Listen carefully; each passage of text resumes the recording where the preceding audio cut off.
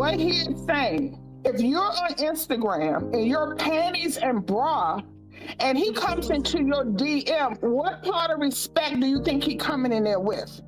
And you're saying because you're a woman, you can be on Instagram in your panties and bra. As a woman who's a couple of decades older than you, and I'm gonna tell you that you're gonna get what you get. You're not gonna go out on a date with a man and he's gonna take you serious and you was just showing the world your body in panties and bras. But for some reason, women today think that that's okay, and it's not. Men look at women, okay, I'll date you, but I'll marry her. I've had friends dated men for 20 years, and then he turned around and married somebody else in a year. You know why? Because she embodied the things that a wife embodies.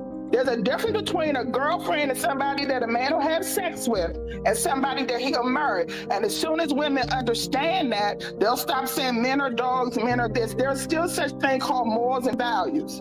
And if you're not displaying that, you're not going to be treated with respect. Ms. Geraldine, you are incorrect. The narrative that our elders gave us, telling Black women that when we're young to focus on our career and focus on our education and don't focus on our boys, is what's keeping Black women single. Yeah. And this is on the heels of the topic that I've been seeing and a lot. On face value, if you really think about it, it sounds dumb. That's like my son saying, I want to have a career where I can make $100,000 a year, and I tell him, don't focus on a job. If you want something, you have to be willing to sacrifice for it, and it isn't going to come to you easy. And if you're a woman and you want a relationship, then you have to, at some point, prioritize relationships, and the sooner the better. Especially in Black women that are like 30 plus. That are talking about, like, I wish I would have did differently in my 20s because I was playing around, I was doing nonsense, I was dealing with people that didn't deserve my time, and now I'm 35 and I don't have anybody to share my success with. I don't have anybody to share these degrees with. I don't have anybody to go home to at night. And don't get me wrong, I do think our elders had a point. I think they probably should have specified, don't deal with no knuckleheads. Don't deal with no nonsense. Like, don't deal with somebody that's not equally yoked. Yeah, but I think the issue is when you tell young women to not prioritize relationships, you're actually telling them to prioritize those types of guys. If I tell my daughter to prioritize a relationship and find a man that she loves early on, she's more likely going to look for certain characteristics. If I tell her, oh, don't worry about a man right now, blah, blah, blah, just because I tell her don't prioritize relationships don't mean she ain't going to be sleeping with somebody. All I'm telling her to do is to not actually have commitments with those people for the long term. So I think that when you tell young ladies to not prioritize relationships, you're actually telling them that those men are okay to entertain because you're not looking for a relationship. You just want to have fun. The same type of time with you, because I think having a man though does not necessarily take away from your career or from your education if you're dealing with the right man. Right. And keep in mind, no other race tells That's true, but you do have to understand that if you're dealing with the right man, if he prioritizes family, which is the man that you probably gonna want, he wants you to also prioritize family at some point. So while he holds his burden of going to work to provide for you and providing you that stability, eventually, if he is family oriented, he's going to want you to be family oriented too and prioritize family. So that is going to be an expectation, but I would consider that to be a healthy expectation for a man that loves family. Their daughters this. Like, no other race tells their daughters not to get married. No other race tells them that a man will take them away from their future and their career and all the things that are going to happen for them. They do now. It's getting worse and worse and worse amongst all demographics. Numbers talk. We're literally the lowest demographic when it comes to being married. So it shows that you can definitely be married while also being successful. Yeah. Now, this is not saying that everything that they do is right. Okay? Like, that's not what I'm saying at all. But what I'm saying is nobody else tells their daughters this because they see the beauty and they understand what's the word? The word is importance, because they see how important a marriage is when it comes to career elevation, when it comes to societal's, perspective on who you are as a person. Because yes, like, I understand you don't have to be married to be a good person, but it's just our society. And at the end of the day, you can either learn to work with it or continue to work against it. Yeah. And I think a lot of times Black women, we lean into our education and our resume as a way to kind of approach men, especially when you get to that older demographic of like 30, 35 plus women. Yeah, they see their degree as a status symbol, not as utility to eventually gain status. They see the degree in and of itself as a status symbol to show superiority. Like, if I go for a degree, I'm going to get that degree, not to brag about the degree, because I want to do something with the degree. There's no point of the piece of paper if I can't do anything with it. And that's what you're seeing. You're seeing a lot of, black women have these degrees, but they're still the lowest paid demographic in the country. So the degree in and of itself isn't the status symbol. What you do with the degree should be considered the status, but most people just see the degree as the victory, and they see it as a beacon or a token of superiority in some weird way.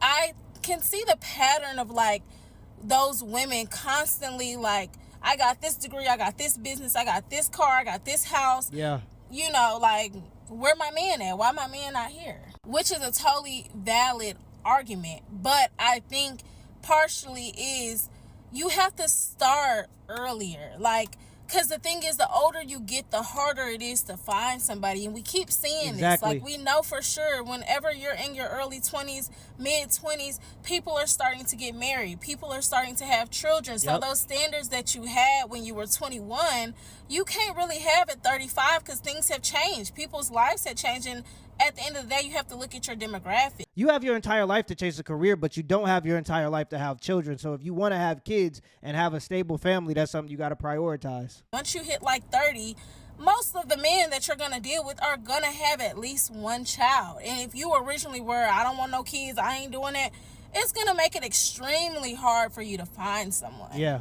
So I definitely don't think that our girls should just be dealing with any old guy, but I do think that we should start instilling like the importance of marriage and like the importance of that union, and like encourage them to find someone that they can really build with, someone that makes sure to nurture them, somebody that encourages them to get their education and start those businesses and do all the endeavors that they want to do while being a wife. But see, that's the biggest issue.